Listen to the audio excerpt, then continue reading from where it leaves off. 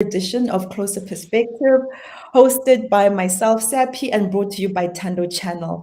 And as this is the month of June, traditionally, we always take time to highlight our brothers, the men out there, and mental health issues as far as it concerns men. And today, it's a special episode for me. So I'm really excited. I have one of my favorite people joining me on this episode to share his journey on mental health pre and as we're getting out of COVID now. Jobie Bakama, welcome. I'm so excited to have you. Thanks. Loving the energy. You're here. I'm like, okay, let me catch up And with now you. you're like letting me down here. I'm like one of my favorite people, and he's like, no, I'm just gonna play it cool. Ah, Yeah. thanks. No, it's So, it's good to be here. I'm looking forward to the conversation, and I'm hoping I can add value to somebody out there. I'm sure you definitely will. We are streaming live on Facebook as well as our YouTube channel. So please feel free to just log in and join in the conversation. And if you don't join us now, this will be up on our platforms for you to log in and watch later on. So Joby is an award-winning producer director with over 20 years of industry knowledge, of delivering amazing content for our audiences. Yeah. And this is what he says about himself. Let's see if he's going to What blush did on I it. say about myself? There is something magical about taking an idea from just a sketch on paper or a conversation over coffee, such as this conversation, to finally delivering it on air. The adrenaline rush of the pitch and the production process never grows old for me. When the team rallies behind the bigger plan, it's just incredible to be part of the final product. My favorite part isn't even watching it on air as it plays out, it's just sitting on Twitter, reading the reactions of the audiences to the show. That's the real magic for me. So we are just so honored and privileged to have someone of your caliber join us in this very special and personal conversation. Well, I'm privileged and honored to even be invited. Because, for example, many people don't know this about you, but your WhatsApp profile photo is literally never ever you. It's always somebody else that you love and care about. So Yes. and I don't know how they get selected. I don't know if it's like do you roll the dice? Do you throw a dart? I don't know how it happens, but I'm always curious to see who's gonna be profiled next on your WhatsApp photo because it's never you. Yeah, And even never. if it is you, it's you with somebody else. So like right now, Yes. it's you and your dad. So I'm Yes. always curious. So this feels like one of those moments where I'm like, I've been invited in. It's I'm Father's Day, here. and here Yeah. you are. It's very much people that I care about, and yes, there is a selection criteria. And for my family, who predominantly dominate, like they know that it's prime real estate. So when they're on there, it's always a big deal, always a big deal. So Joby, I want to say thank you so much for agreeing to come and share your journey. It's obviously hugely personal, and for us on Tando, it's really great to have someone agree to be that vulnerable to share their personal journey. And mental health is such a big thing.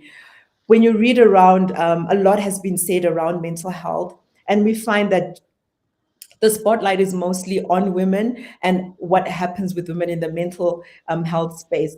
But when you read the facts and the stats, it shows that there are higher male suicide rates across the continent than female, and yet the spotlight is mostly on females. What do you think is, or from your perspective, Joby has asked me to put this disclaimer, so he's going to say it along the conversation, but we're really talking about him from his own personal perspective. He's not speaking on behalf of the whole race, just him and his journey. So I really appreciate that, Joby, and respect that. But so and there's been a lot of very high profile people, and I know some people that were personal friends of yours in the industry that have taken their own lives. So there's obviously something that is happening, or maybe now we know a lot more because information is more easily accessible than it was maybe 50 or so years ago. But why is the spotlight? Why is it never men that are spoken of from a mental health perspective? Why is it such a difficult conversation? Perhaps I'm thinking. Um, you know, not only has it been like colleagues that I've worked with in the industry, it's been, oh, sorry about that. My camera just totally flipped on me. It's not only been men that I work with in the industry. It's also been colleagues. It's also been friends and family friends. And what I mean by that is, for example, we've had family members at this time just take their lives, and it's been several of them that it's happened to, and it leaves you wondering. It leaves you wondering what are we doing wrong? What are we not getting right? It leaves you wondering a lot of things, and I haven't quite. I'm not even sure I have the answers because some of them, and I recall the first one that ever happened. Actually, we can start there. The first one that I recall when I was really young was in high school. There was a really brilliant kid that was one of my classmates, and he was one of my favorite people. He was like, well, a fellow hip hop head, and he was one of these really really cool Jamaican kids that I went to high school with. And at the time, and it just struck us so hard, we didn't even understand. Like, I never got the sense that there was anything off in his life. Right? I was like, okay, it always felt like the dude had a good life, so to speak. But it goes to show you how we can assume so many things, but in the inside, somebody's struggling and somebody's going through something. And he's a classic example of that. So he was the first one where it really just rattled and shocked me, and I was like, "What is this thing?" And I didn't have the resources, nor did I have the understanding at that time to really properly process it. Fast forward a few decades later, and it's here. It's still here, and it's men left and right that it's happening to. Um, and it's more men on my timeline than women.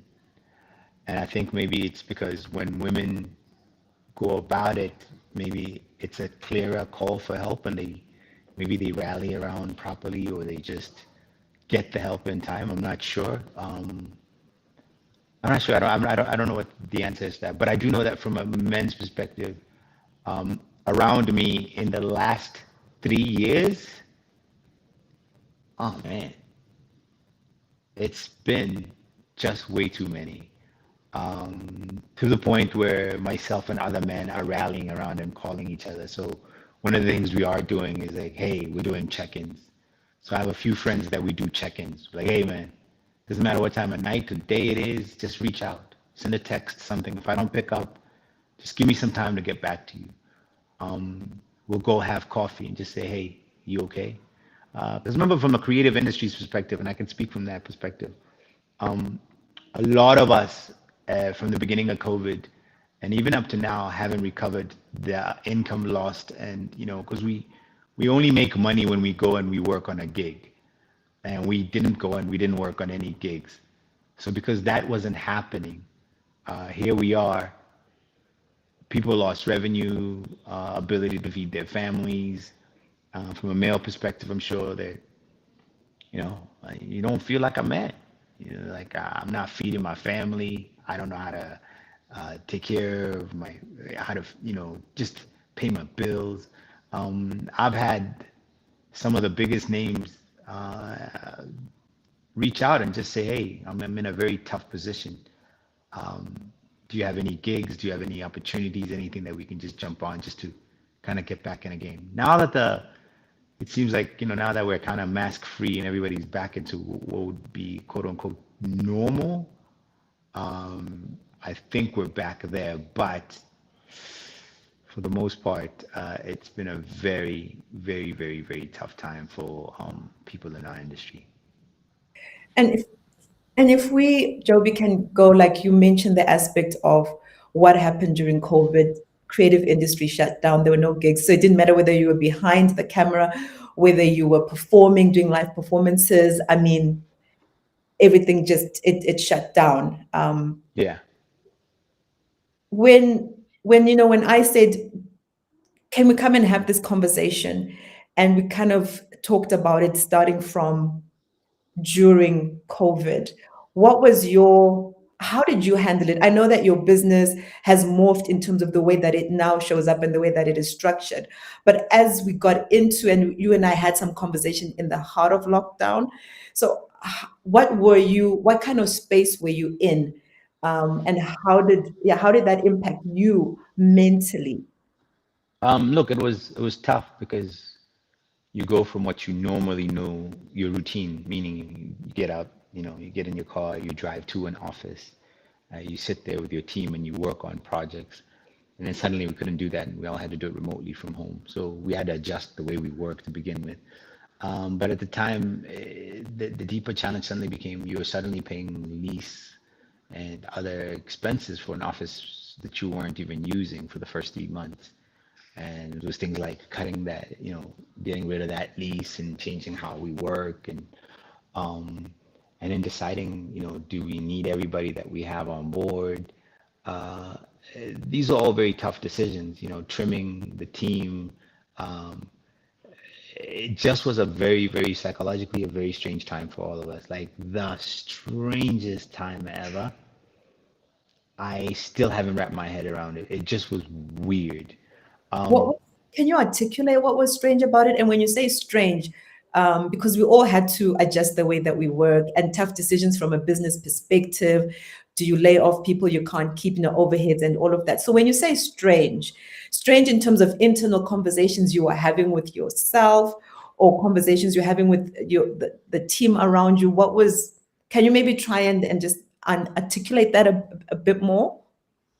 it was just eerie, just because the nature of what we do. For example, we shoot on locations, meaning we drive somewhere and we shoot there. We're constantly meeting clients. I mean, we go and we pitch to them in person. Switch to completely virtual pitches.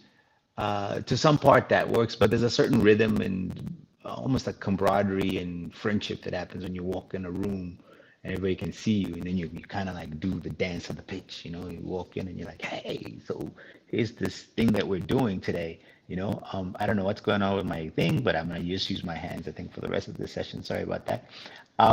It just keeps collapsing on me, and I'm like, it works fine when we tested it. And this is the nature of sometimes when you work in production. This is what happens. Something works when you test it. And We then when talked you for a half hour. Nothing happened. It was perfect. Now it's like it just keeps collapsing. I'm like, what's going on with this thing? Um, but again, it's the nature of production. The not normal was just that we didn't have that touch that we usually had. We weren't used to it. Then pile on top of that the uncertainty of what was going to happen because jobs got canceled. I think at the time I had 3 TV productions. All 3 got canceled, and they were big contracts. And suddenly that income stream's gone, and you're just like, what is going on? And they were more like canceled, more like postponed, as in clients just didn't know, hey, hold on, we're gonna figure out this thing. We don't know what's happening with it. So that kind of became the thing. I'm completely giving up on the temperature holding my hand. And that was the strangest time for us. Thus, we just couldn't adjust from that. Then moving forward, the next thing was then, okay, where do we find income from? What are we doing for a living? We had to figure that out. Then who are we pitching? And so we started getting international work and other things started happening. So that was great. But for myself and my business partner, my career at the time, it was just a very weird, strange time for us just because there was a lot of uncertainty and it was a new way of navigating and running the business. Best thing coming out of it is that it challenged us. It made us do things that we hadn't done before and try things, and it put us in a position to just go, you know what, we gotta figure this out like now, and whatever it takes. So we did do some amazing gigs in the middle of lockdown. Like we did the Red Bull Rendezvous shoot in the middle of Mpumalanga for Black Motion. That was an incredible shoot in the middle of a national park with that just was like it was like one of the best things ever we'd done, and it was that was like deep in the middle of lockdown that we managed to pull that off. And there was a couple other really cool things that we managed to do in the middle of all that. But at the same time, we had to then learn how to deal with having a crew in the middle of COVID times and making sure we have the right COVID protections, the right. We had to make sure we had COVID medics. We had to make sure we had just all kinds of new procedures and Yeah. SOPs that we'd never thought about before. I mean, you know. And I remember you saying that this is actually going to increase the cost of production because there are now so many protocols. So as you were going through this and you obviously came out of it, what you were used to, I'm just going to take a moment to say hi to Richard, who's joining us via Facebook. Richard, welcome. And he says, great talk. Jobie is articulating some great real life stuff. So what were you telling yourself, Jobie? So, you're used to the high pressure, meeting with people, high-fiving, doing the pitch. That's all gone. You're having to reformulate your business so that you can survive. You don't know how long this thing is going to go for. So what conversations were you having with yourself from being out there 8 to maybe 1 a.m., etc. on set? You're now home and, contained. Yeah, what were you saying to yourself to just keep yourself sane? Look, I think, well, first, I always tell people that if there was an elephant in the room, COVID made that elephant bigger. And so, for example, for more marriages or partnerships, if you lived with your significant other, suddenly whatever issues you had, I think they got amplified because you both had nowhere else to go but to sit there and deal with it. And you could try to walk around it as much as you wanted, but it was there. So start there. Then on top of that, your kids are there if you have kids, and that's on top of it. So it's kind of like this is pie. COVID's got this pie, and it's a base layer. It just keeps adding all these layers on top. And all of us are here. Everybody needs a space. The kids need a space to do their school stuff. Your significant other, your partner, spouse needs a space to do her work stuff. You need a space to do your work stuff.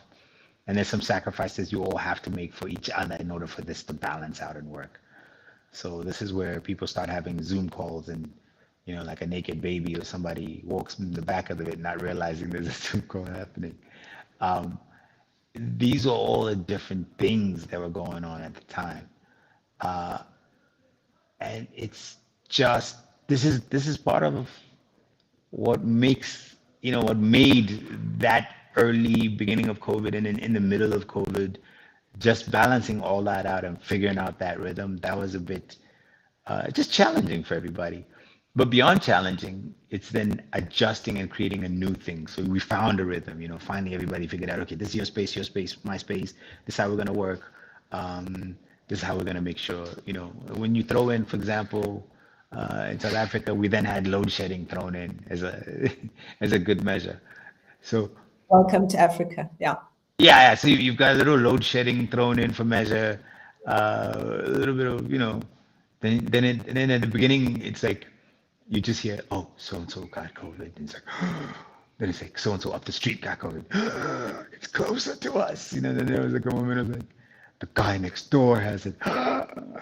So there was a bit of that, and then finally adjusting and realizing, okay, I think because it was the strangest thing that we've ever witnessed, and I think in our lifetime, I don't think we've witnessed anything of this sort. It's just different. Something airborne, and then some people something happens, some people nothing happens. Some people catch it and all they had is a cough. They walk out of it like, oh yeah, I had it, nothing happened. And you're like, what? Then some people like me have it and then I'm on oxygen. I end up in the hospital for like 5 nights. Meanwhile, the rest of my house gets it. They're home. The kids, mild symptoms. The wife, not so bad. Me, can't breathe. I mean, Yeah. I'm on oxygen lines. I'm in the hospital talking to God. I'm busy telling them, hey, if you could just let me see my kids graduate college. That's all I ask. Maybe a Wow. wedding. That'd be fantastic. But if they can graduate college, just want to see that. That'd be amazing. Wow. That's what's going through your mind at the time, at least my mind. Did that change your perspective on life? Having gone through that, going through the oxygen, the meds and all of that. It did. For me, I think it just narrowed, it laser focused the ethos of how, you know, the very act of breathing, something you take so for granted because it happens without you thinking about it. But the moment you have to really breathe so hard and it's so painful, you realize, yo, man, taking your breath, like just that taking of the breath was such a big deal because it was one of the hardest things to do while in the hospital. I mean, I had to practice coming out of the hospital. I had to practice how to breathe. That's I'd never like I you don't literally feel had a them, little like machine, lung machine. I had to work on taking breaths because I struggled to do that. My lungs were struggling to do that on their own. So just being able to breathe became the biggest thing for me. mm, Um, Being able to just take a walk mm. became a big thing because I couldn't walk. You couldn't walk. Remember you were saying I like, okay, I to couldn't walk. Like to my fridge, walk into my fridge. It's probably like 10 meters or something away. I couldn't walk to my fridge. mm, And I had to learn how to walk again. I had to learn how to breathe again. And just those simple things became the biggest, almost like achievements and wins. So mm. much so that everything else in life ever since to me is like the biggest win. Everything I feel like I win at everything else since, only Wow. because it just for me being able to breathe, being able to walk was such a big deal, you know. So those were the biggest takeaways. From a mental space, I mean, laying there, did I think it was the end? I didn't know. I didn't know if it was the end or not. But I think I walked in, despite my pain. The nurses described me as one of their happiest patients. I walked in with a pretty good disposition. I tried to keep the spirits as high as possible Yeah, the whole time I was there. And every day they kept telling me, "Oh, you're gonna leave in a few days because you're way too jolly in here." But it was painful. I mean, I remember being able to just take a shower was painful. mm. Like all Wow. my body muscles, like the act of just washing your face, brushing your teeth, painful. Um, Never want to go through such pain again. Yeah. You wouldn't wish it on your worst, No, I on your wouldn't. I wouldn't wish any. You know, the things I wish on my enemies are actual happiness. I wish my enemies, if they are any, I have no idea who they are. But if we have an enmity thing and I didn't know about it, I then I just want wish you happiness. I want you to be happy. I hope you and your family have a nice braai, roast some meat, drink, eat, be merry. You know, I hope you have profits galore in your bank account. You know, like I want you to be happy and so that you can hate me in happiness. You know, like I want that for you. I want you to be happy because I'm not throwing that same energy back at you. I don't have time for it. awesome. That's a good vibe. That's just so you. So we go Yeah, through um, COVID, you recover, you go through all the physio, and now we're coming out. So you've yeah. had this journey. So now where how are you now? Where's your headspace? Where's your headspace at? What's changed? What's changed is just that you reset your values, and now for me, it's like I just took a 3.5 week, what I'm gonna call a self-cation the last few weeks. And part of Self, it was just to I say like that. self-cation. Is Yeah, that a like real word? Is self-patient a real word? I like I that. don't know. Let's call it self-cation. We'll look it up and see if it's a word. If it's not a word, let's submit it. No, let's Um, do it. Self-patient. yeah. And it just was to just reset again and ask myself, what are my priorities? Personally, for my family, with my kids, even with my career. I just had to ask myself, what do I really want? And I'm still answering that question, but for the most part, I've gained a lot of clarity. But I had to stop everything to gain some of that clarity. I had to really stop and just go, whoa, and look at the world around me and realize it was moving differently. Um, when you go deep in the mountains or into a village and you just see people so happy and genuinely enjoying life and they don't know what an email is, a Zoom call, they don't know, cloud sharing. Everybody still has a Nokia like 3310 type phone. They don't even have WhatsApp. You're like, You guys, know, when you talk to the grandmas and they're like, nah, you gotta call me or SMS me, man. And and there's some beauty in there. I almost envy that type of peace. mhm. Like, you really, I wonder who's really living life here. It looks Yeah. like you're having a good time. So the new priorities for me are just I want to automate the business better. So I want whatever I do business wise, I want some type of automation in it. Mhm. Then what I want more than anything else, I actually want what I want to call a boring business. What's a boring I A boring business is like a laundromat, or a machine that sells ice bags, and water. You will Somebody find it comes, in there somewhere. taps, so yeah, something that has very few staff, if any, and throughout the whole year, nothing affects it as far as the spikes in cash flow. So things like, rental property with tenants in it, Yes, a passive income. lockup spaces. Yeah. So things that I don't even, yeah, passive is part of it, but really more than anything else, reduced headaches business. So businesses don't require a bunch of emails being set back and forth and a bunch of meetings in order to be executed. They can be executed from day one and be in profit from day one. Um, that's become my new obsession. It's like, I will follow you on that journey. Profit from day one. I'm with yes, you. I will follow you. okay, boring businesses. Because what I do is exciting. It's not Yes. boring. And I don't like that part of it right now. Because around me, I've seen people who have nice, cool, boring businesses. And I realized, They that's make what I it need to better. do differently. Yeah. So Well, that's become like my new obsession is looking for that kind of thing.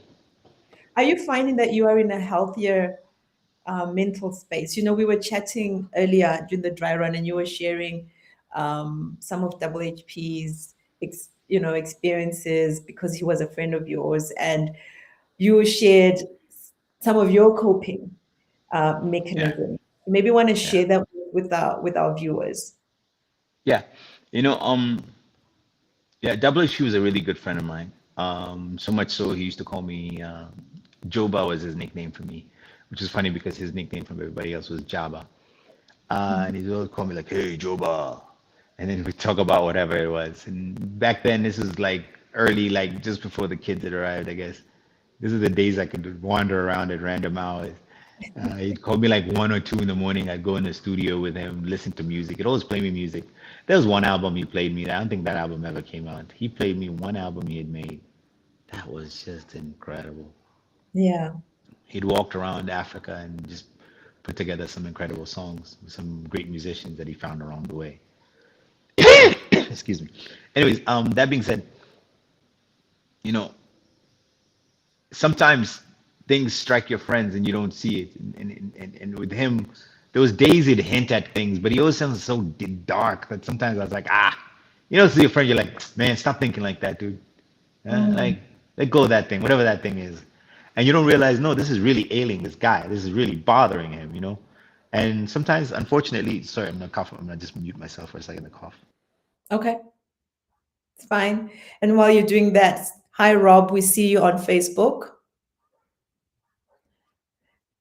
He's getting some Yeah, water. yeah, I'm getting some water because of the trees. And things will bother your friends and you don't realize it. And it's only like years later that it dawns on you that hey, this thing this thing was serious, what your friend was going through. Mm.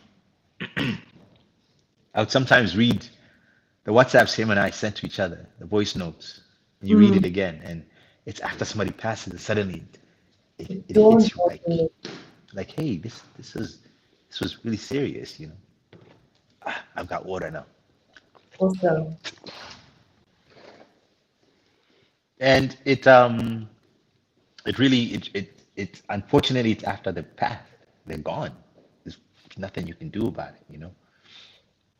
And you have to, as many of his friends and family members all have to do, and for many of our colleagues where this has happened, you just have to forgive yourself.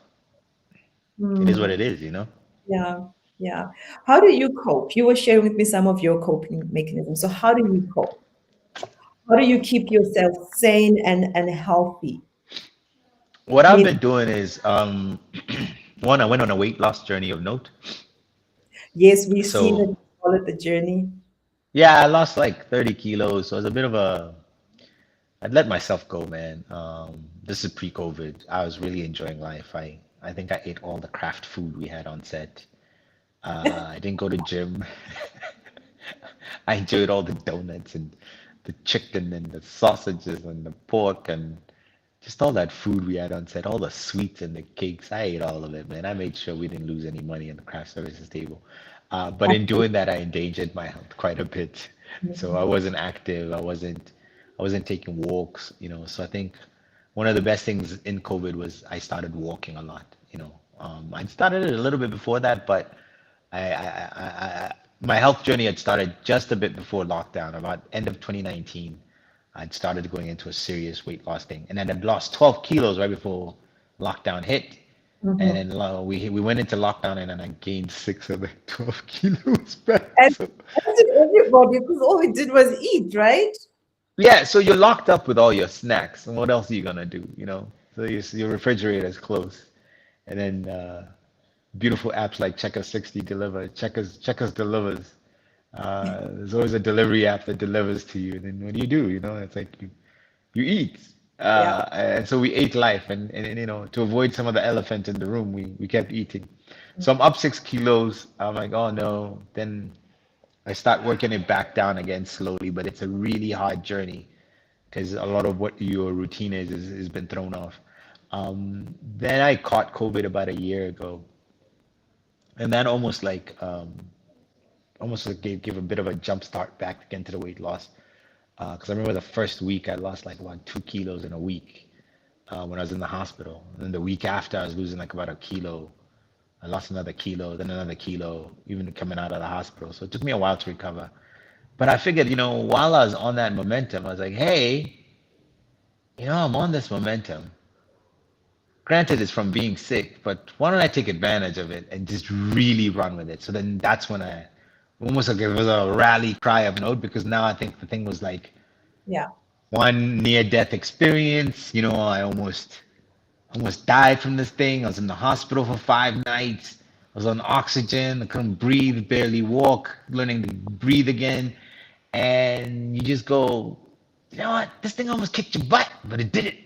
Yeah, I So didn't. because it didn't, let's run with this thing. Rah! So that kind of became my personal rally cry. And I just ran with that damn thing. And so initially, all I wanted to do was lose 20 kilos. So once I Mhm. got to like the 15 kilo mark and like 18 and then like 19 and I'm like, I'm at 20. Then it's like, well, let's see how much more we can go. Because it Yeah. felt like I was in a momentum. So then without even really, the last was weird was the last 10 kilos almost was easier than the first 20. It's the weirdest thing. And I think it's just that thing of when you gain momentum and you've reached a certain point, there's a point in the rhythm that you're now in a groove. Yeah, you were And also much better, right?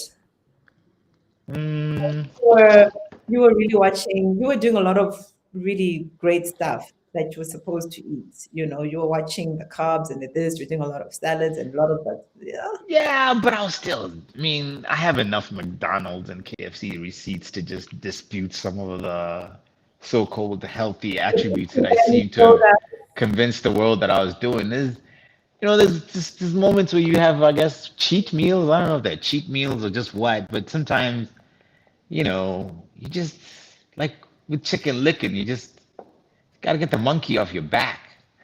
And yeah, once in a while, it just the urge kicks in and you find yourself eating it. But then later on, there's always like some weird regret because you're just like, oh, I can't believe I ate that nonsense of all the things. Could have had a healthy colorful salad full of just great options. Um, but speaking of which, what's fascinating is that, especially because the last 4 weeks I spent eating a lot of what I would call local cuisine, at my uncle's house and my aunts and all my different relatives that I was staying with. And I realized I forgot the joy of simple meals. And I ate some of the best meals I've ever had. I'm talking like the just flavors, everything like potatoes, millet, lentils, greens, avocados, which I have all the time, but there's a certain way that the one lady was making them that I was like, oh, I never thought of making them that way. And there's a beauty in beautiful food. And I think that in a world that's full of processed food, we sometimes forget Mm, how just simple and delicious we can make meals, yeah, especially as Africans, we really forget. Like, yeah. there's no McDonald's burger that can beat some of these meals. It just doesn't exist. Yeah, and it looks so good and wholesome and so much texture and color, and there's so much that we can do with what we have around us. So Joe, you got healthy, number one, in Yeah. terms of coping. What else is key from a coping mechanism that you would yeah. So my key ingredients, if you want to just for balance in mental health, but also just for yourself, happiness. I think taking daily walks, spending time in the sun. So one of the things I discovered about myself, even through lockdown, one of the things I had stopped doing was spending enough time outdoors.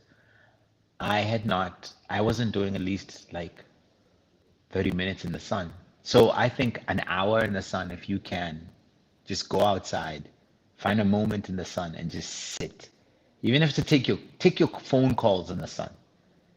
Conference call comes in, walk outside, take that thing in the sun.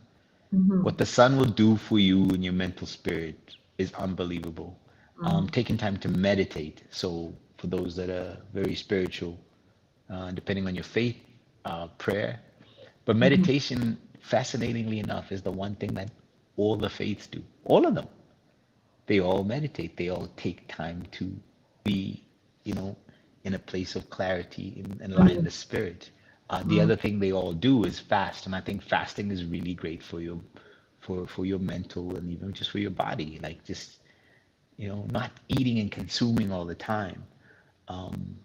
So daily walks in the sunshine, meditation, fasting, those are very, very important for your mental strength. I think Those are great. joining some kind of community Mm-hmm. based thing, having something to do that's beyond you would also be great.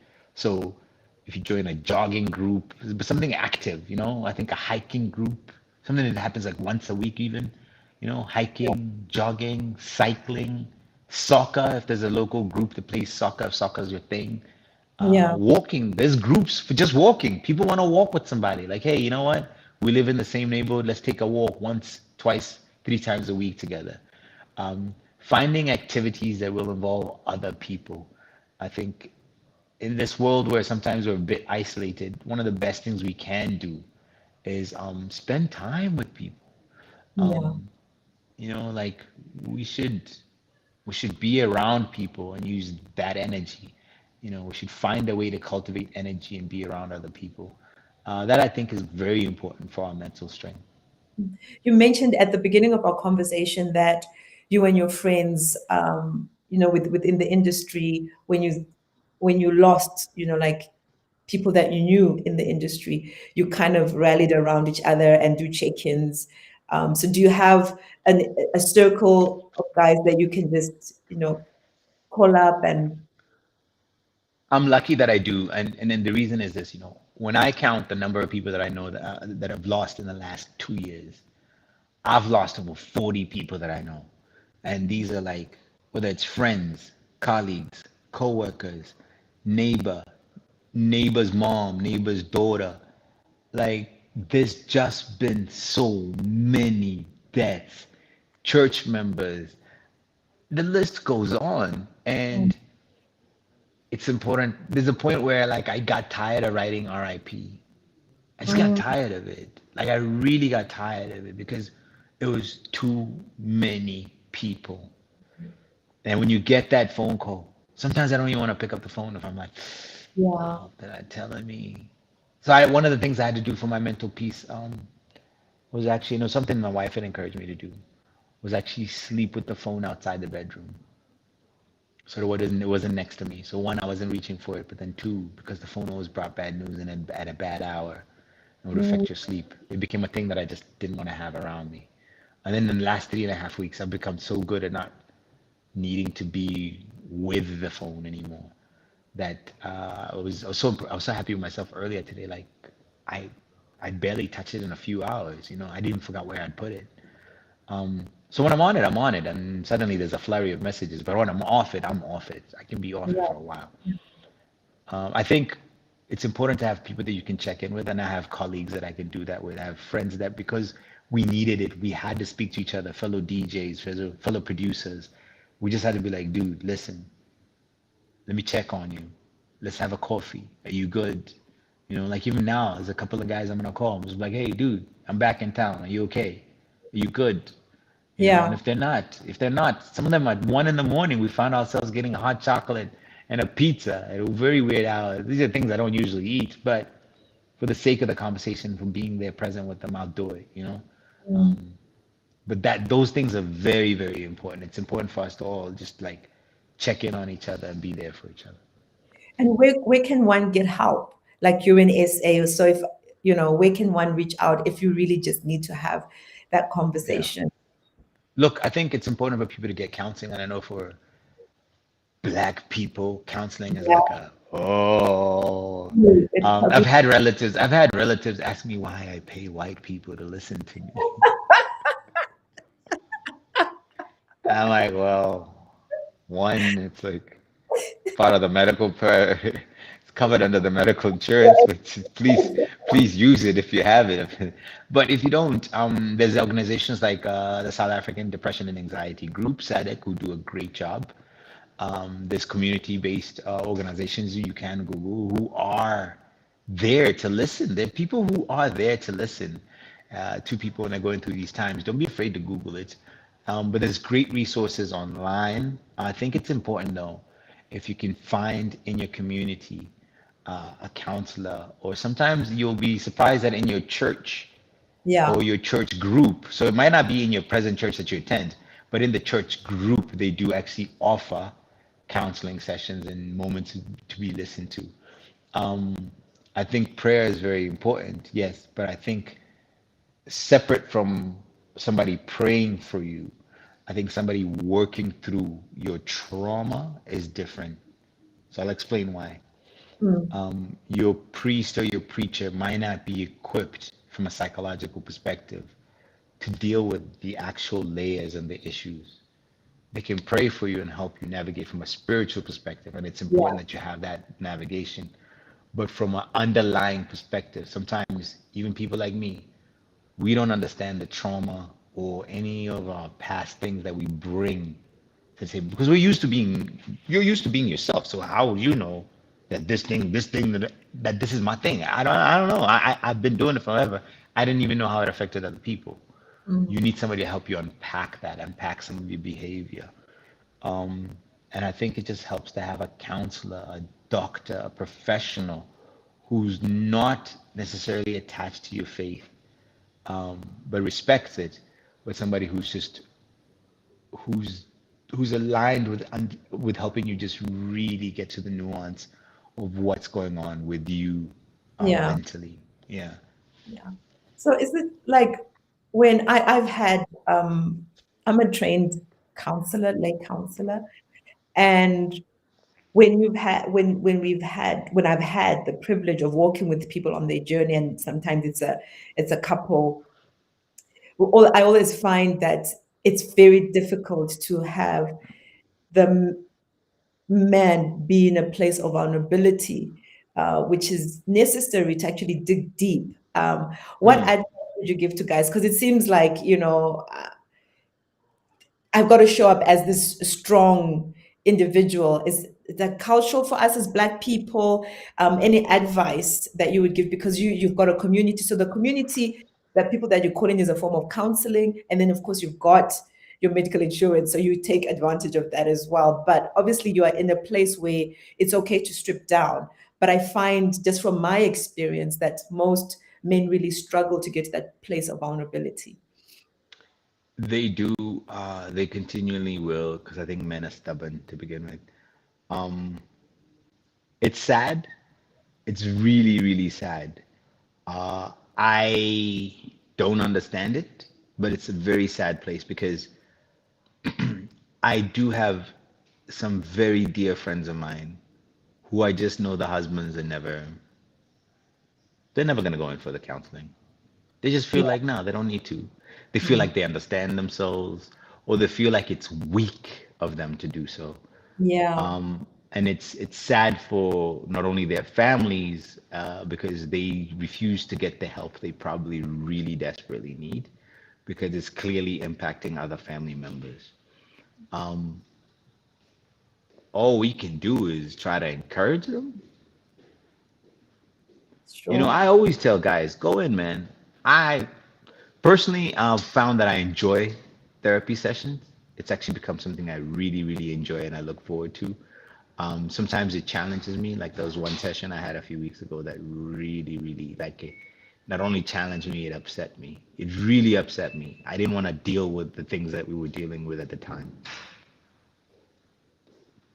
But how will I get better if I If you don't don't, hit that brick wall, if I don't find that thing that just, you know? So now I'm like, why is this thing irritating me? What's going on here? So yeah, now my next unpacking is that. It's just going, I don't like this thing. I don't like the way it affects me. I don't like how I reacted to it. I need to, I need to unpack this. So that's the next challenge is to going into my next session. What I'm looking forward to is going, let's figure out why is this bothering you, man? yeah. Why are you reacting this way? You know? And it's a difficult place to be in when you have to, but like you said, you can't move forward unless you actually and it's face it, face that brick wall, and also for self-awareness to constantly be asking yourself why this or why that. My last Yeah. question, though, how do we, as the mom, partner, spouse, sister, how do we show up to be supportive to the men in our lives? What do we Deep need to do? question. I know it's a deep, and I've left it for the end, which is like maybe really not so great, smart of me, but just a few, like maybe your top three. What do we need to do? Because Tando is a space for women, and it's important that we know from a man's perspective, like ladies, just do one. Oh, this question. Um, I I don't know. Um, Let us in. take the foot off the neck. I don't know. I don't know what the answer is. Stop choking your man. I don't. I think. Look, there's different. And I because I don't want to paint anything with a generic all Yes, over too. Um, I think it's important that all of us, so our sisters, ourselves, just one accountability really remains with the main partner. You can't, you're gonna struggle to make anybody do anything they don't want to do. That's yeah, number one. 100%, 100%. If the dude does not want to go to therapy, I don't know how else you can't force them. You can't take them there. But I think what can help is, pray for them, um, maybe leave a pamphlet on the table, speak to their friends and have their friends speak to the guy. Maybe that'll help. Sometimes hearing it from another man is probably what they need to hear as opposed to hearing it from you. Mhm. I think there's other ways that the message can be delivered. Don't put the pressure on yourself to be the savior because that's the one thing that I've just learned is just that That's a good some one. people, yeah, it's sometimes it's like you could with all good intention and everything else, if that person's going through what they're going through at that moment, it could be so much deeper than it. You can try your best, but you're going to have to rally around and almost build a team to hopefully get through to that person because what they're going through then is really deep.